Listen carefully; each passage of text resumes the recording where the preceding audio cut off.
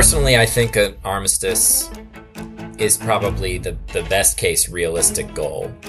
I think once you start to add in a lot of these more intractable political issues, the probability of landing the plane, so to speak, and reaching some sort of fully agreed document and comprehensive settlement goes down to, close to zero. It's Lawfare podcast. I'm Mykhailo Soldatenko, Lawfare legal fellow. I'm joined today by Eric Ciaramella, senior fellow at Carnegie Endowment for International Peace and Lawfare contributing editor, and Samuel Charap, senior political scientist and distinguished chair in Russia and Eurasia policy at RAND Corporation. This is a challenging and difficult and new situation, and one that I think calls for some diplomatic ingenuity to resolve. And if ending the war requires new formats and new arrangements, then, I think because of the extremely negative consequences of the war, even just from a U.S. national interest perspective, in my view, then, we should be willing to entertain that. Today we discussed the negotiations between Ukraine and Russia and whether a potential negotiated settlement is possible.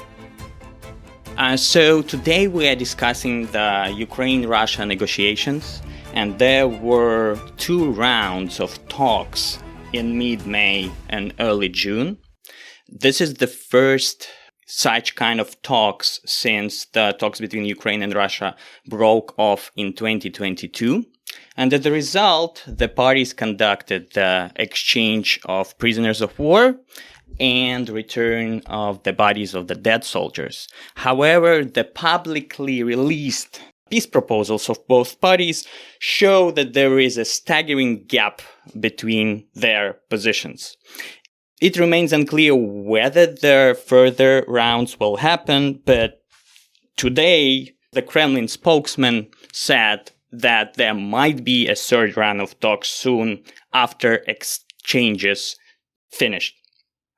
So Sam and Eric wrote and made a number of policy proposals in respect of the war and Ukraine's security arrangements. And I think it would be fair to say that they come from somewhat different perspective on the spectrum of deterrence and engagement. And that would allow us to unpack the subject from different perspectives. So I want to start for us to unpack the national interests and goals of the parties at the higher level of altitude. And let's start with the party that started the war, Russia. So they often refer in their public comments to so-called root causes of the conflict. So let's start with Sam. Sam, in your judgment, what is the current interests and goals of the Russian leadership, and have they changed since 2022? Well, it's a very good question, of course, and it obviously colors a lot of what one might expect out of a potential negotiation.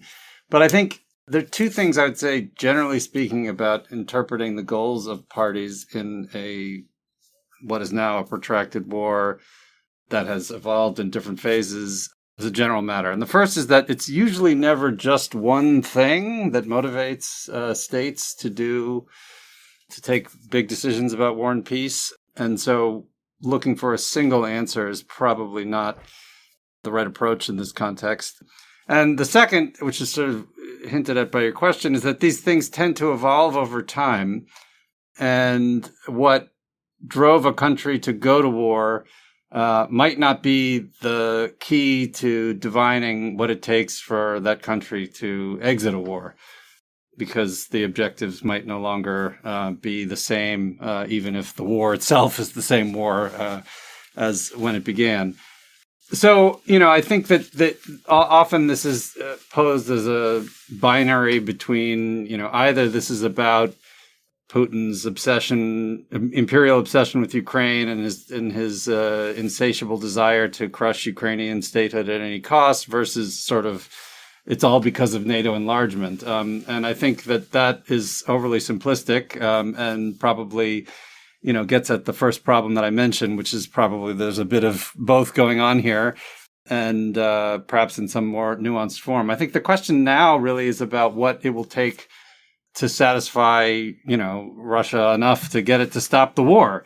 And there, I think we have to keep an open mind to a certain extent, because we haven't seen the negotiations fully play out in any real way at this stage. So we can say something about what Russia's maximalist objectives might be based on the document that was leaked after the last round of bilateral negotiations.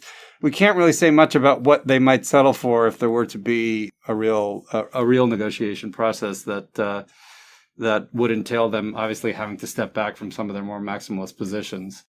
But if you would be advising the Trump administration right now, for example, would you say that the Russians are primarily driven by ideological reasons, which would mean that, there would be then less chances for a negotiated outcome?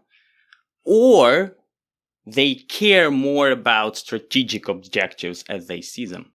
From a policy perspective, I think definitive answers to that question are probably not as useful as basically a prescription that would say, I don't know the answer to that question, and I'm open to either.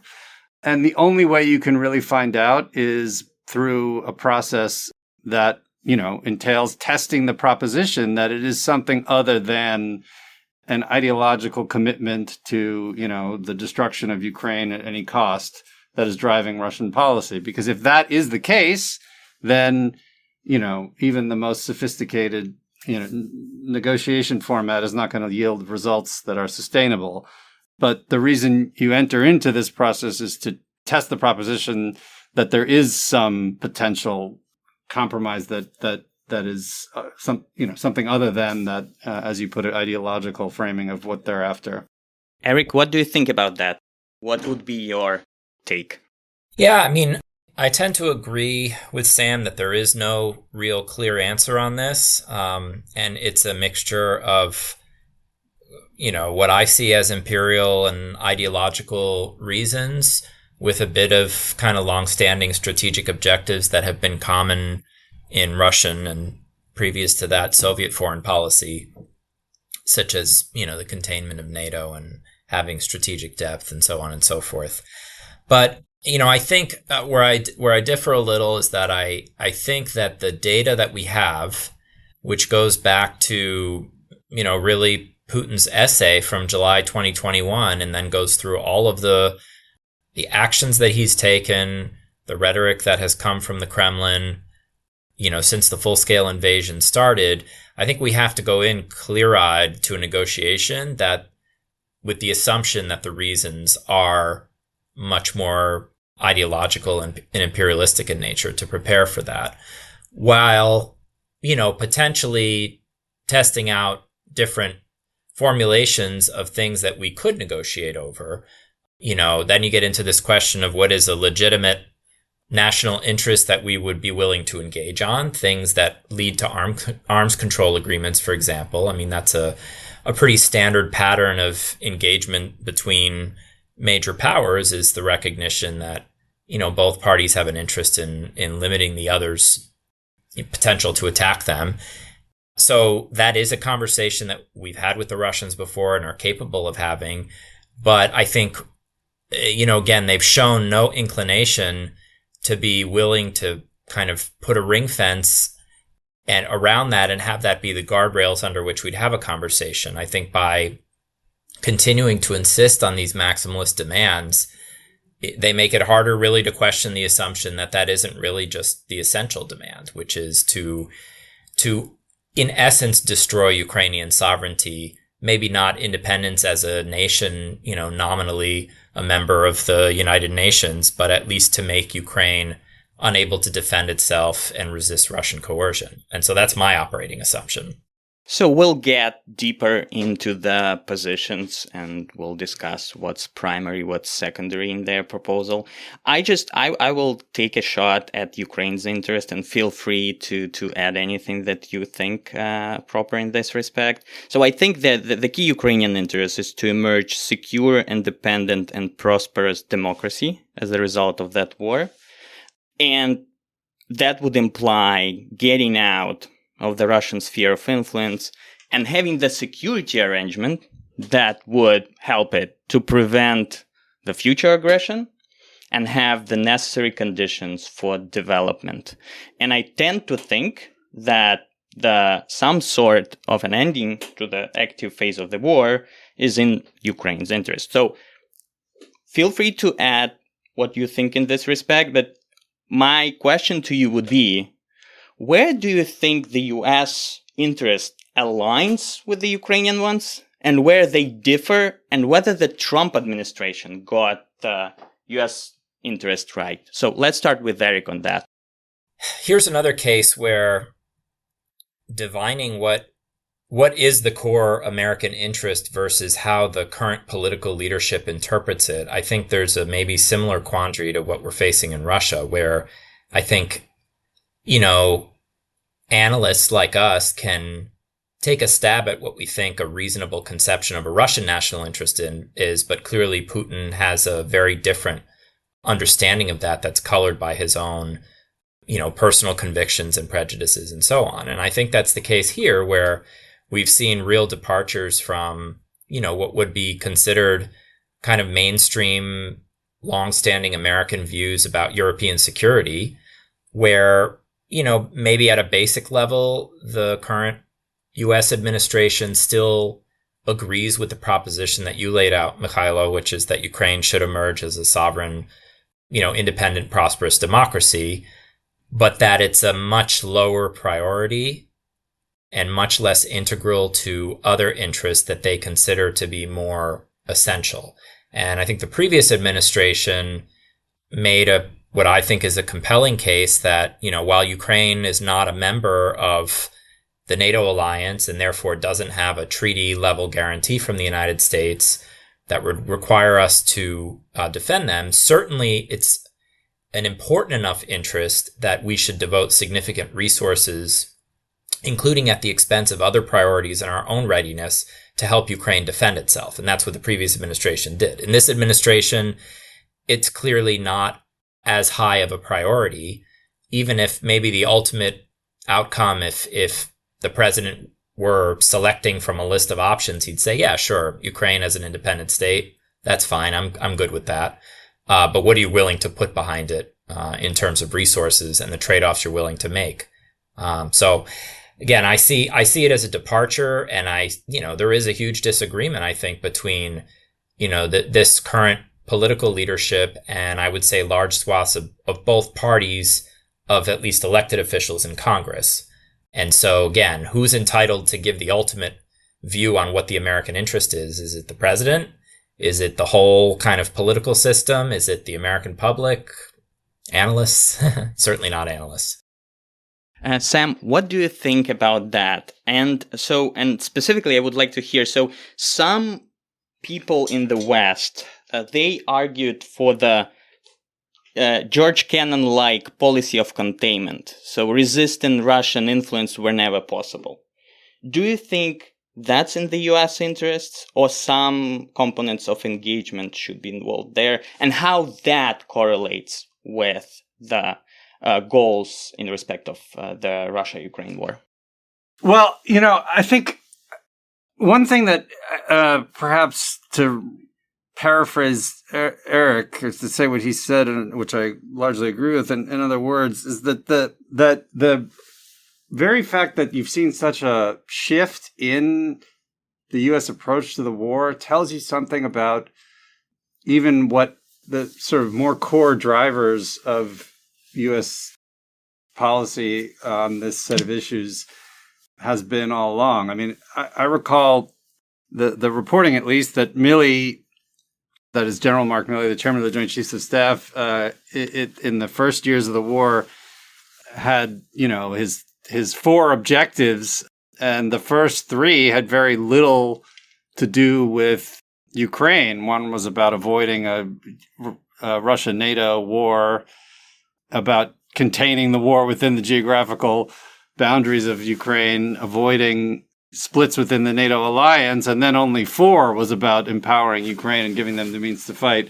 That the U.S. has other interests at stake here that are broader, relate both to the concerns about the war escalating to a conflict that involves the U.S. directly, and about European security more broadly, which I think can in part account for the extent of the shift, or at least the degree to which there was flexibility for a president to exploit who had a different view of the war. As the question about containment was a policy, by the way, construed as in opposition to, at that point, rollback. So it was a more moderate policy that Kennan was recommending vis-a-vis the Soviet Union.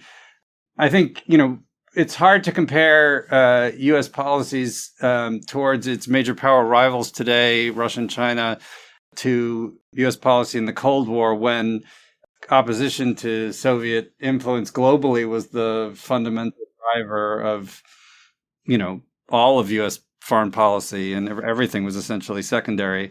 So I think, the answer to your question is that it's not going to be a universal prescription that sees the exact same U.S. approach in every single context, that there are going to be contexts in which there might be a case for, if not cooperation, then some degree of conflict avoidance, and there are going to be some contexts in which we have no choice but to push back against Russian influence. So it's quite context specific, and the broad doctrines that don't allow for that kind of flexibility, I think, are unlikely to lead to good outcomes. Eric, I'm curious to hear your perspective on the containment question. And also, let's just briefly address where Europeans stand here and how their interests differ from Ukrainian and American ones. So, on the European question, I think there has been a major strategic shift in Europe over the past 3 years, seeing Ukraine's fate and security not really as a peripheral European matter, but as an increasingly central one. And I think Europe has been mobilizing the resources that sort of show that. At the same time, if push comes to shove to prioritize, ultimately, one's own country always comes first. And so when you see even certain kind of frontline states, like Poland, for example, just in the kind of decisions that they've made on various aspects of military support to Ukraine and on the diplomatic front, and then, of course, the economic aspects related to Ukrainian grain and so on and so forth. I think it shows that, at the end of the day, yes, Ukraine's fate and sovereignty are essential, but not existential necessarily interests, and preserving ultimately the home front is going to always take priority. Okay, so let's move then further, discussing whether there are proper conditions in place to have a negotiated settlement. So at one point, President Trump said that, Ukraine and Russia, they are like children on the playground, and you need to let them fight before they will be ready to settle. And it seems like he was talking about the fact that the parties are not ripe. And so my kind of a question to both of you, do you think that's the case? And when will they become ripe? Should we have what political scientists called mutually hurting stalemate, mutual exhaustion, or something else can move the needle in this respect? So let's start with Sam. So the concept of mutually hurting stalemate and particularly ripeness as regards to the time for conflict resolution, even as a concept for analysis, has come under a lot of criticism in recent years, in part because it is not something that you hear.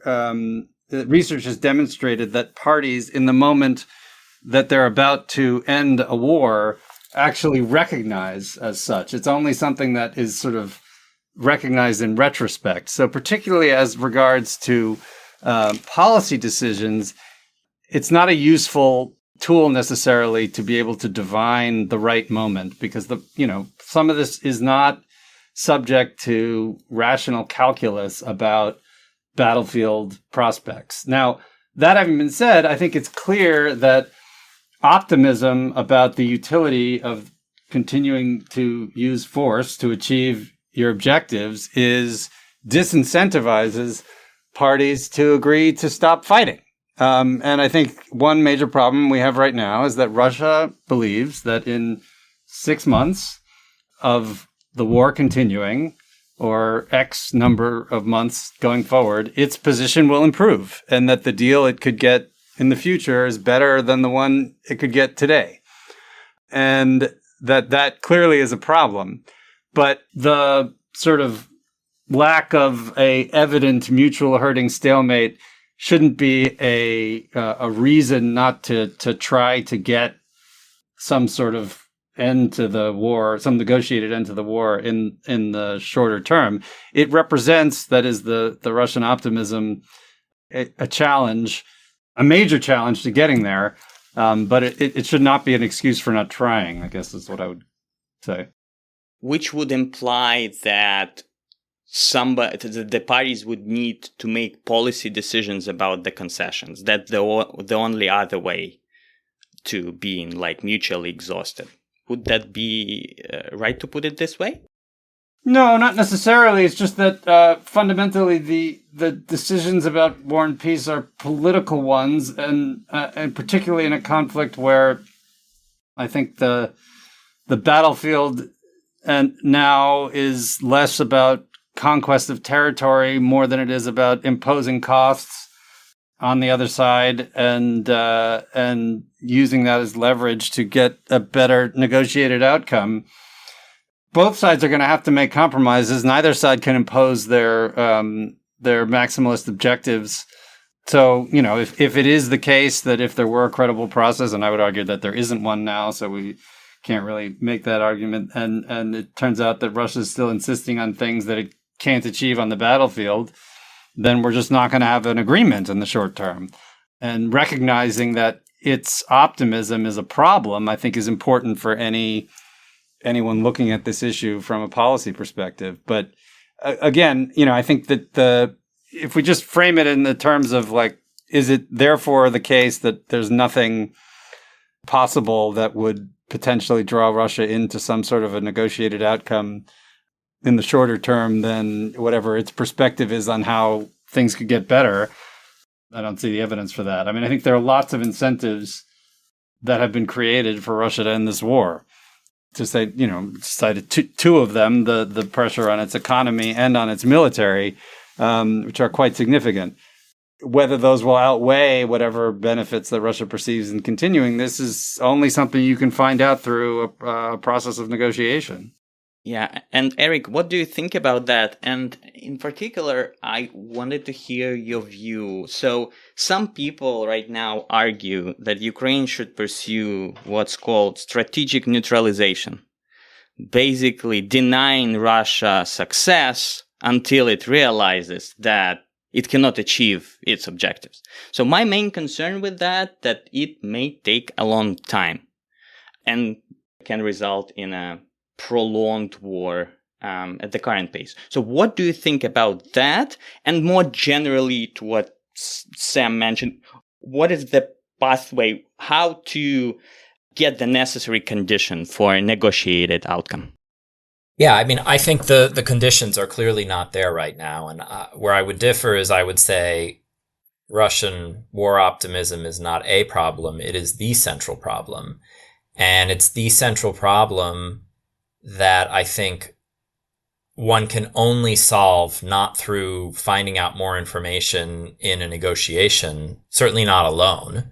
It needs to be paired with some sort of additional meaningful pressure that shifts the calculus at the top such that they see escalating costs down the road. And it starts to put into question their overall assumption, Putin, and the people around him, their overall assumption that the deal gets better for them and that they're on this glide path to victory. Unless you can challenge that, I think it's kind of pointless just to have talks just to learn more about their positions, because there's fundamentally no reason for them to moderate any of their longstanding demands. And we'll discuss these positions and and I would be curious to hear your thoughts. So people, when they talk about a negotiation settlement, they have like two broad concepts in mind. So one option would be to have a pure armistice or ceasefire and just not agree on political questions, which seems like Russians are not interested in that. When they are interested in that, they like to cite Soviet foreign minister Andriy that it's better to have 10 years of negotiations than 1 day of war. But when it's not in their interest, this rhetoric kind of is absent in their talking points. But still, so that's kind of one option which many people think would be favorable to Ukraine, to have an armistice without making any concessions and then just talk for a long time. And the second option is to have some sort of a political settlement. And I think they are on kind of on a spectrum, because you can have an armistice and address some at least a part of political questions. So what are your thoughts on that? What should be the goal, and what is more realistic? Eric and then Sam. Personally, I think an armistice is probably the best case realistic goal. I think once you start to add in a lot of these more intractable political issues, the probability of landing the plane, so to speak, and reaching some sort of fully agreed document and comprehensive settlement goes down to, close to zero. But even an armistice, I think, is very hard to imagine how we get there now. A kind of really structured, rigorous process with presumably some enforcement mechanism. So, I didn't answer in the previous question you had, Mykhailo, about this concept of strategic neutralization, which has been coined by a new Carnegie non-resident scholar, former defense minister of Ukraine, Andriy Zagorodnyuk, in a paper just published earlier this month. And, I think that is a strategy whereby the expectation is that there won't be any sort of agreement, certainly not a political kind of comprehensive settlement, and not even necessarily a signed kind of ceasefire agreement. So I think the idea at a strategic level is to replicate the success that Ukraine had in the Black Sea, where it was able to field and demonstrate enough capabilities where Russia saw a continuation of hostilities in that particular area as, a greater and escalating danger the longer it went on. And so, there was a series of written agreements. Those didn't work out. Ukraine demonstrated more capabilities. And so we have kind of a de facto, what's now a gentleman's agreement.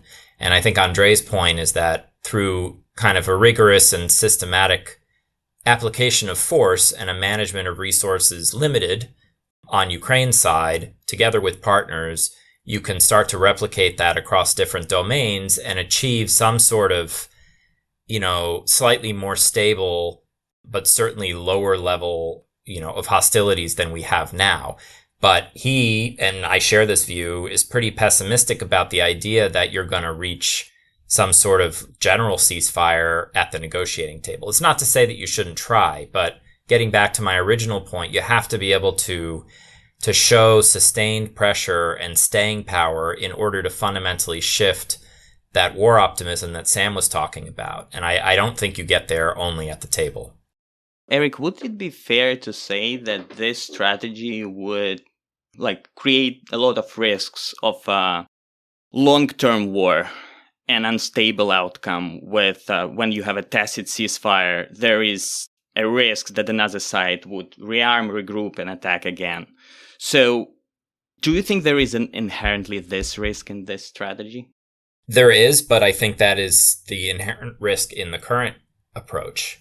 And I think, what Andriy is arguing a bit more is that, you can shift away some of the excessive burdens being placed on Ukraine from a purely attritional framework, again, through the use of technology and kind of smarter ability to strike the Russian rear and complicate their, logistics and so on and so forth in such a way that, again, with lesser manpower, Ukraine is still able to achieve these strategic effects. But I agree with you, Mykhailo, that it's not a condition that can be created overnight. And it does require also political decisions on the part of Ukraine's partners to share probably more advanced technology than they've been willing to date. And not to mention, the huge issues we have here in Washington about the political will to, even keep a kind of minimal baseline of critical systems like air defense going.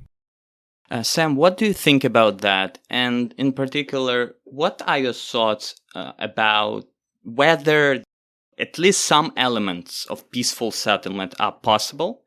And I would be especially curious to hear your thoughts. You wrote together with Sergey Radchenko for Foreign Affairs about the Istanbul talks in 2022, where parties were negotiating political issues and reportedly making some concessions. Do you think, first, whether a political settlement some sort is possible in the short term, medium term, and whether the Istanbul kind of discussion that happened in 2022 might be useful for the current realities?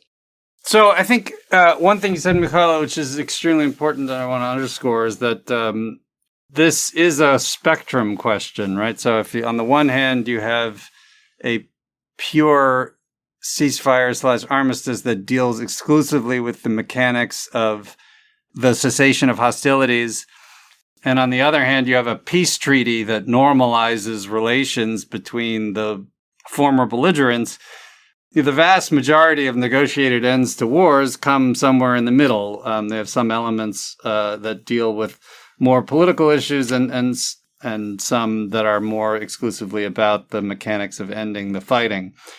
I think it's been amply demonstrated because we've sort of played this out in real life over the last several months that a pure ceasefire, even a temporary one, is impossible because Russia views the ongoing fighting as its leverage and is unwilling to concede up front to an unconditional ceasefire without, I think, seeing a pathway to a deal that it would find acceptable, addressing broader issues. On the other hand, we also know that a peace treaty would be impossible because there are going to be irreconcilable differences between Russia and Ukraine that would make full normalization of relations impossible. So we're going to be somewhere in the middle. And I think the key question right now is how you bridge the Ukrainian desire, and some might say need, for a cessation of hostilities at the front end of a negotiating process and the Russian insistence on having the political issues to some degree resolved before agreeing to cease hostilities. And there are some ways you could think about bridging that gap, like with a framework agreement outlining the potential eventual terms of the settlement and essentially providing a negotiating mandate up front that enables a ceasefire and then a broader negotiating process that makes that framework agreement into something more concrete. Like Minsk agreements, in a way. Yeah, but that's a sort of failed example in a way, and not something exactly that I think we should be holding up as a model. In a way, the way Minsk turned out was that it was mostly just about at least diminution of hostilities, and the political arrangements were never implemented.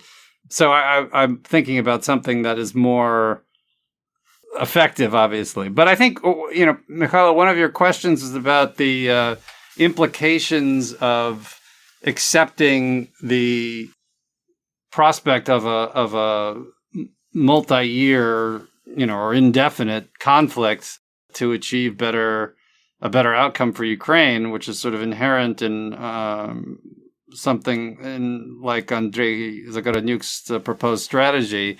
I mean, I would add on, if I would, just as an outside observer, that one of Ukraine's interests in this might be avoiding precisely that outcome, because as much as the attritional consequences for Russia are significant, they are much more significant for Ukraine, and avoiding the consequences of that kind of long war scenario, I think, would be an interest of Ukraine's as well.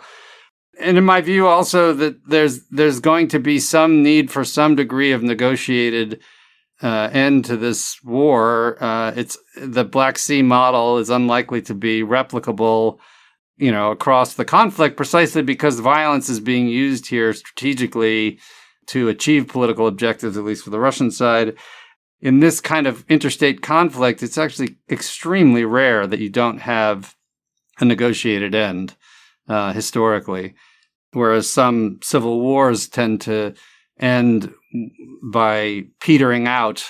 That usually is not how interstate wars end. In fact, the vast majority of them do not end that way. As to the Istanbul, the applicability of the 2022 documents that were then being exchanged between Russia and Ukraine, a lot has changed since then. I think, everything from the Russian purported annexation of 4 regions of Ukraine to the number of casualties and the extent of the war that has occurred in the interim. And so picking up the document from 2022 and mechanistically applying it today would obviously not work. But that document did point to a lot of the key issues that are still relevant for both parties. For Ukraine, the question of security guarantees and avoiding a repeat of this full-scale invasion, and a lot of the security issues that Russia put on the table in terms of, Ukraine's neutrality and so on, are likely, in fact, we've seen already, have been ones that the parties have raised again. So I think it's important to look back to it as a now historical episode that can point to some key lessons, but it's not something that can be picked up and implemented in today's context.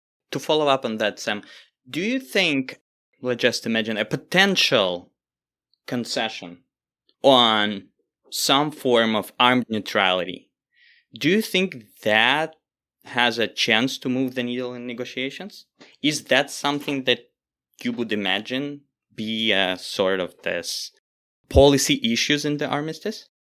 Well, I think, let me say on the armed part, that seems to be something that is going to be a requirement for Ukraine going forward. In other words, Ukraine is going to need significant capabilities of its own. The Ukrainian armed forces are going to need to be a significant force going forward for Ukraine's own security under any circumstances, no matter what else happens, right? So I think that's definitely going to be a piece of the picture regardless. As to, neutrality, so that word obviously is loaded in this context, and it has a variety of meanings. I would note that, de facto Ukraine has been non-aligned in that it has not been a member of a military alliance for the entirety of its post-1991 independence. And it has expressed aspirations to join the NATO alliance, but it has never, become a member. Whether it formally embraces that status and renounces its aspirations to alliance membership, I think is one of the key political questions that's going to be on the table. We've seen it, of course, raised by the Russians and explicitly rejected by the Ukrainians in the context of their latest exchange of papers. But, if I were to imagine that kind of a framework might well be one of the things that's on the table, sure. Eric, what do you think about that? And so you, together with Eric Green, wrote a paper arguing that Ukraine should keep a NATO option on the table. Why do you think that's important? And what do you think about the neutrality option? and Sam's thoughts about that.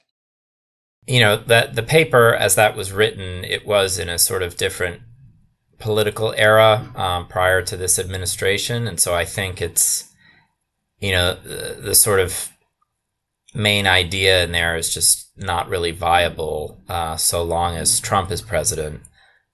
But, I don't necessarily have a problem with armed neutrality as a model.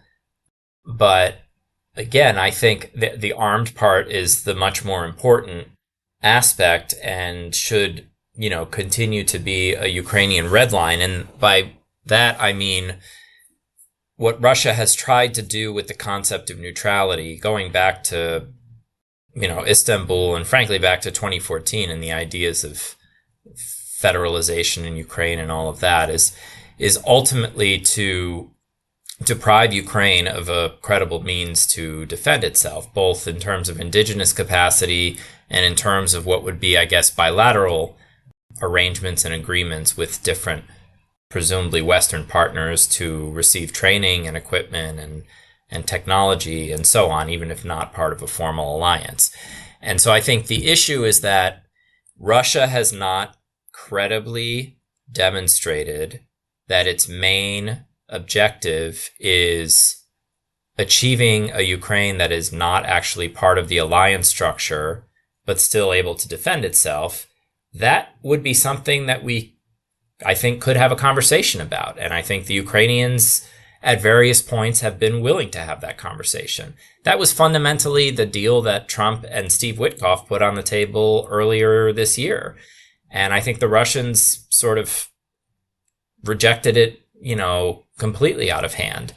And so I think the problem here is that just kind of renouncing NATO aspirations in the hopes that that is the factor that will clinch a deal, I think ignores all of the other signs that Russia is demanding something much more sweeping. And so I think, you play with that element on its own at risk of kind of negotiating with yourself and giving something away without securing the kind of, ultimate sustainable peace that would be necessary with a fully defensible Ukraine with a credible deterrent.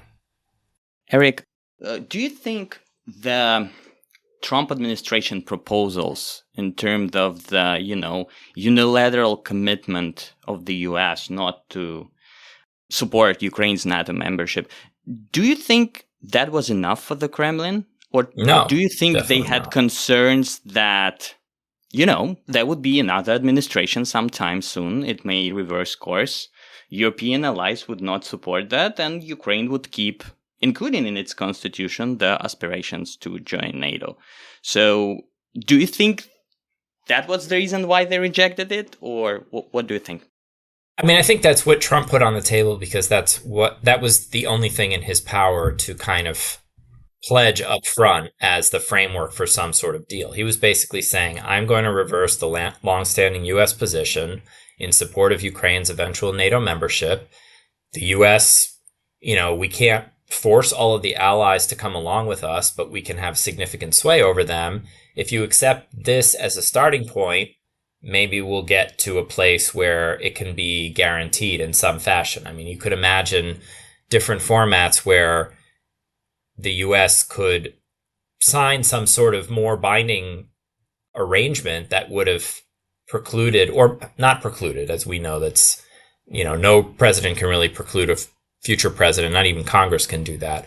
But I think that would have made it much more difficult for a future administration to backtrack, even if you couldn't have gotten formal changes in the Ukrainian constitution, given how laborious that process is, and you couldn't reach consensus at 32 NATO allies, which I think is probably impossible at this point. But recognizing that that's what Trump, what the United States could put on the table, that was Trump's opening position. Again, I think if this were the central issue for the Russians and the central motivating factor in what they wanted to achieve out of a negotiation, they would not have dismissed that in such a, I think, callous way as they did. And I think they would have taken it and tried to work with it. And instead, they have created so many poison pills and additional demands that even Trump and JD Vance and people like that are saying, I mean, this is kind of nuts. How are we supposed to negotiate with this? They're not showing a good faith effort. And so again, that, like you were saying, Mykhailo, that opening pledge may not have been enough, but it was just an opening. And Russia clearly showed no inclination to go down that road with Trump. And so I think that's why I fundamentally come back to my original position that it's about much more than NATO and Ukraine's kind of military alignment. It's about Ukraine's sovereign ability to defend itself and resist coercion. So I do take a slightly different view on this issue. I think, it's just important to recognize that it's just not a credible commitment for the U.S. to just say, we don't think Ukrainian membership in NATO is likely, or Ukraine doesn't become a member of NATO in some kind of abstract way, as the Trump administration did, given the history of this issue and both the alliance being on the record in many different ways, in many different formats since 2008, about proclaiming Ukraine's eventual NATO membership. I mean, just less than a year ago in Washington, the alliance declared that, what was it? Not irreversible was in Vilnius. In this case, what was it was it in Washington Declaration? Something equally ambitious about the path of Ukraine to becoming a member of the alliance. And as Eric notes, it's in Ukraine's constitution. So I think that this is not an easy issue that can be just sort of. We should expect the Russians to believe the first comment on the issue put on paper by a U.S. administration. They're going to want to see it in 5 different ways, written in blood, and so on. I think that is just the reality of where we are, and to suggest that simply because the Trump administration put it on the table, we should have expected the Russians to just accept that as enough, is to underestimate the extent to which this issue has been played in the exact opposite way for many, many years now. And they have every reason to believe that, barring an actual policy shift, that this could be on the agenda at any point in the future. And this is not an easy issue to address. I mean, I think that we've kind of tied ourselves up in knots, given the extent of previous alliance commitments to this question and the fact that it's in the Ukrainian constitution. So, to be clear, this is not the only thing that Russia cares about. I think that's obvious. And among the things that wasn't on the U.S. list was any limitations on either Ukraine's own military or the extent of Western assistance to Ukraine's military. Not to say necessarily that should be part of the equation, but clearly that's what one of the things that Russia has been demanding. So there might have been other reasons that wasn't accepted at face value. I would just note that this is going to be a challenge. I mean, one interesting lesson from Istanbul in this context is the way that was addressed in that document, where it was both a Ukrainian commitment to permanent neutrality and a U.S. and, in fact, P5, permanent members of the Security Council, commitment to embrace that in a UN Security Council resolution, i.e. as a matter of international law that would have sort of superseded any NATO summit communiques. In other words, the suggestion that it went farther than what we've seen even the Trump administration put on the table so far. I also wanted to ask about the Istanbul in part of the security guarantees from P5 members that was supposed to be a kind of credible security arrangement for Ukraine. Do you think, so both of you mentioned that the armed part of the security arrangement, meaning Ukraine-owned capabilities, is very important and it's like a non-starter because it's a matter of survival. The second part, the security guarantees that were discussed in 22, do you think something similar is realistic at this point of time? Or that's just like circumstances so changed that even Russia would not consider it in any form or shape? So if I may, I think it's important. It's not necessarily, you can have neutral countries that have security guarantees. So the neutrality question is really about membership in a military alliance and the implications thereof. I mean, as we saw with the proposal in Istanbul, which was essentially included both neutrality and security guarantees that would have been legally binding and arguably more explicit than even Article 5, putting aside how viable that idea was. There are models that would allow for both non-alignment and security guarantees. And I think the model from Istanbul in 2022 is problematic because at that time, there would be the idea that Russia would be a party to it. I think so much has happened in the interim that is, unlikely to be viable it wasn't even viable at the time since it was never finalized, but I think that's sort of not really on the table at this point. The question is whether either European states or the United States would be willing to provide guarantees to Ukraine outside of the context of NATO membership. I think the Biden administration took a very binary view of this issue. Either you have Article 5 or you don't, and we can provide you, weapons and training and assistance of various kinds. But there's Article 5 and then there's everything else. I would make the case that there is more in that middle ground than that binary allowed. The example that I often cite is the 1975 U.S.-Israel MOU, when the U.S. made commitments, essentially committing to take action if Egypt were to violate the ceasefire that was then in place between Israel and Egypt. In other words, you can imagine guarantees being tied to the ceasefire itself and to upholding the ceasefire as an external party. Again, I don't know if the Trump administration would go for something like that, but I'm just pointing out that there are other kinds of guarantees that are not alliance membership and also not more than nothing.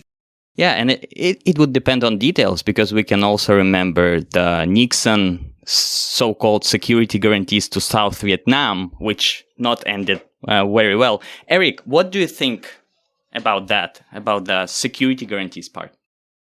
I don't see how you get a credible security guarantee at this stage with this current U.S. administration.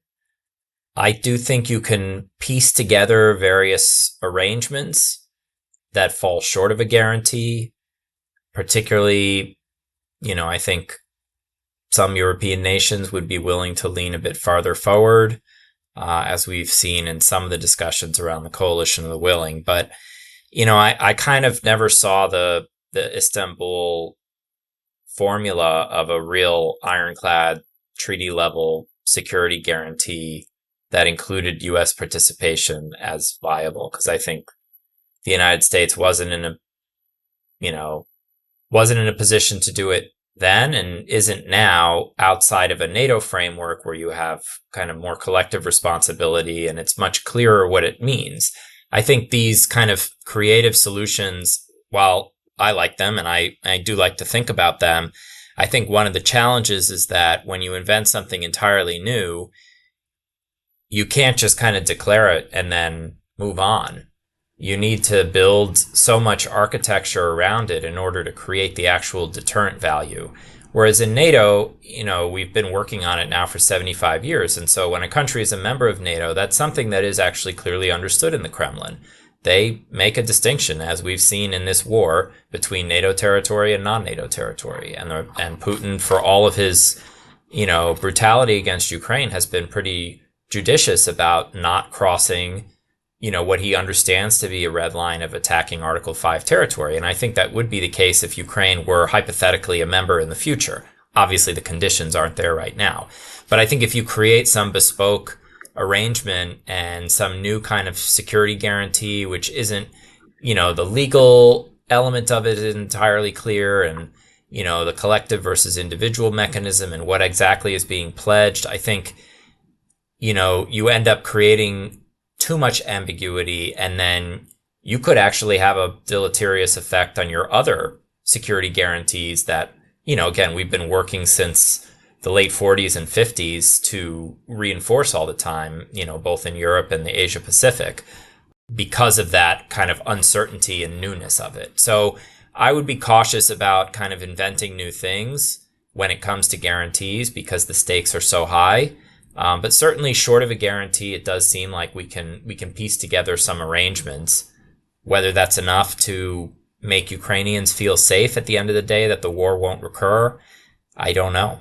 I think Russia has to fundamentally show, that it's turned a new leaf. And I don't know that you get there without a change in political leadership in Russia, which is, again, a prospect for the probably distant future.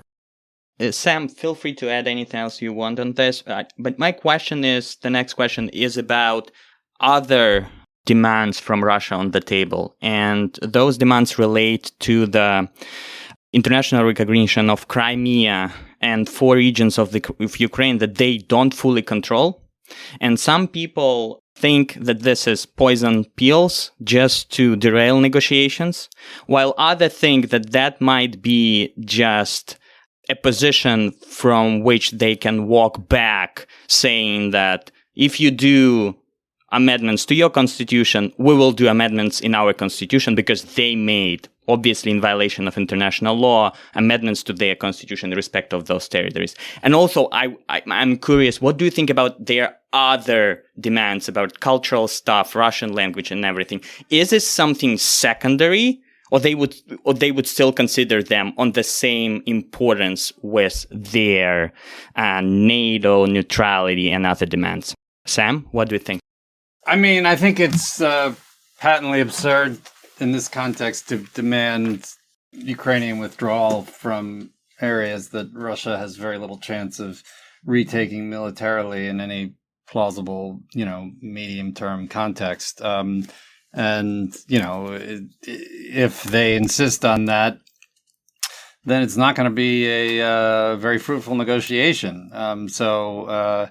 While I don't, I can't say for sure, certainly testing the proposition that is just a maximalist position that they are prepared to walk back from in the context of a credible process is going to be one of the key dimensions of this. As for the cultural and language issues and so on, obviously, first and foremost, it's a question for Ukraine to decide. But I think it is striking that it keeps coming up. It's likely to be something that Russia pushes for. And I think, Ukraine has to decide how far it's prepared to go on some of these issues related to, the former Ukrainian Orthodox Church Moscow Patriarchy or Russian language, the status of Russian language and so on, and what it could, if it were willing to make concessions on those issues, what it could get in return. One final point on the guarantees issue. I think while in principle I agree with Eric that, it'd be nice to have clarity and 100% using tried and true models, this is a challenging and difficult and new situation, and one that I think calls for some diplomatic ingenuity to resolve. And if ending the war requires new formats and new arrangements, then, I think because of the extremely negative consequences of the war, even just from a U.S. national interest perspective, in my view, then, we should be willing to entertain that. Obviously, the details, the devil's in the details, but, dismissing it out of hand because it's not something that had been used before, I think is probably not going to work in this context where we're likely going to have to innovate if we're going to get to a negotiated outcome. Eric, feel free to add anything on that. And just the final question that I have to both of you is about accountability for the aggression and conquest. Do you think it's important? Do you agree that that's important, that the results of this war make clear that Russia bared costs for its aggression, for its invasion, for violation of the international law? And how would that look like? So obviously the prior administration, Biden administration, took a more enthusiastic approach on that in terms of international criminal cases, war crime prosecutions, reparation program, but also like generally as a matter of historical accountability. We can remember how the UK entered World War I because Imperial Germany violated the Belgian neutrality, and that at the end of the day, people are taught in the high school that that's all happened because of the alliances. So I guess my question is, do you think this broader accountability for that, and both practical and historical, is important? And how would it be reconciled with an idea of a negotiated settlement? Eric, do you have any thoughts on that? Yeah, I do think some form of accountability is very important, because the risk otherwise is that Russia emerges from this war aggrieved and totally unrepentant. And, accountability can take a lot of different forms. I don't think that Vladimir Putin is going to be put on trial in The Hague. I don't think that's particularly likely. But you have things like the frozen sovereign assets, which could be, again, repurposed to Ukraine as part of a settlement, if that were to happen. Again, I'm going back to my earlier view. I don't think that the time is ripe right now for us to have this entire kind of holistic conversation. But I do think that Ukraine and its partners, kind of no matter how the war ends, need to make every effort to ensure that Russians understand the cost that they paid for this completely senseless act of aggression.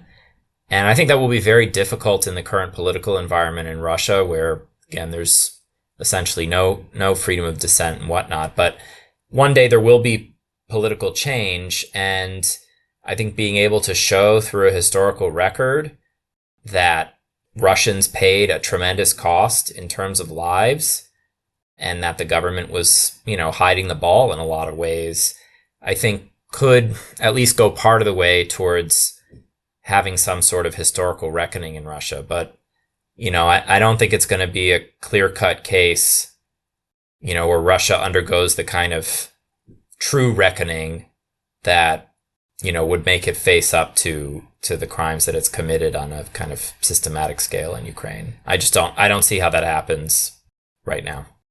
Eric, do you think in that respect, the concessions on future NATO membership may help Russia to build this narrative after the war that, look, we told you, that's all about it? Do you think that's important for the West and for Ukraine? I do think so. And I do think that's a risk of any of these kinds of concessions that could be talked about in terms of an agreement, is that, however the Kremlin leadership spins it, they will probably spin it as a victory and a justification for the whole thing from the get-go. Does that outweigh the kind of cost of not doing that? I'm not sure. I mean, and then you get to these other points that you put on the table, like the cultural and linguistic elements and Russia's more sweeping demands. I fundamentally don't know what it will take for Russians at this point to kind of realize at a societal level the error that they've made. All that is to say, I don't have a clear answer on accountability, but I think it shouldn't be abandoned as part of the framework for seeking this kind of durable settlement. Sam, any concluding thoughts on that? Yeah, so I think clearly accountability is extremely important. And as you noted, Mykhailo, there's two kinds of accountability. There's the sort of narrow legal kind, and there's the sort of broader state level, has aggression been seen to pay dividends for Russia? And will that, have a sort of emboldening effect on either Russia itself or potential future countries that are thinking about invading their neighbors? I think the first legal accountability is likely to be not a part of the negotiated outcome, at least for the most part, because it's unlikely that it's much more likely that Ukraine and those of its Western partners that are still interested will pursue, their own accountability mechanisms that Russia will not be party to and might resist. There aren't many precedents for countries that weren't defeated in an interstate war accepting legal accountability mechanisms along the lines of things like the Truth and Reconciliation Commission in South Africa, which obviously was not an interstate conflict. So, I think that will be important, but will unlikely to be a piece of the negotiations, at least in a central piece of it. The broader question about whether this will have seemed to have been a sort of success for Russia, I would preface this by saying that there will be a victory speech, regardless of the terms of the negotiated outcome almost. And there will likely be one, in Kyiv too. And that is precisely the challenge of a war that is not going to end with a decisive military outcome. That is more likely that we're to see two victory speeches than just one. But that narrative is one thing, and then there is the sort of objective costs that have been imposed on Russia and the strategic catastrophe that Russia has, imposed on itself as a result of its full-scale aggression. And I think that it would be extremely difficult to look at this if you're sitting in Beijing and say, everything really worked out for Russia really well, and that, in the end, they didn't have to pay much for what they did. They've had to pay tremendously, and the costs over time are going to multiply. So, and I think it's important, by the way, as a matter of Western policy, to maintain those costs, because, that could serve, in fact, as a deterrent effect going forward. Obviously, there's some degree of, the question of degree is important there too, but making sure that aggression like this does entail significant costs for Russia, I think should be an important priority going forward. Eric, Sam, I think that was great. Thanks very much for joining the Lawfare podcast. Thanks for having me. Thanks so much, Mykhailo. The Lawfare podcast is produced in cooperation with the Brookings Institution. You can get ad-free version of this and other Lawfare podcasts by becoming a Lawfare material supporter through our website, lawfaremedia.org/support. You'll also get access to special events and other content available only to our supporters. Please rate and review us wherever you get your podcasts. Look out for our other podcasts, including Rational Security, Allies, The Aftermath, and Escalation, our latest Lawfare Presents podcast series about the war in Ukraine. Check out our written work at lawfaremedia.org. The podcast is edited by Jen Pacha, and our audio engineer for this episode was Kara Schilling of Goat Rodeo. Our theme song is from Alibi Music. As always, thank you for listening.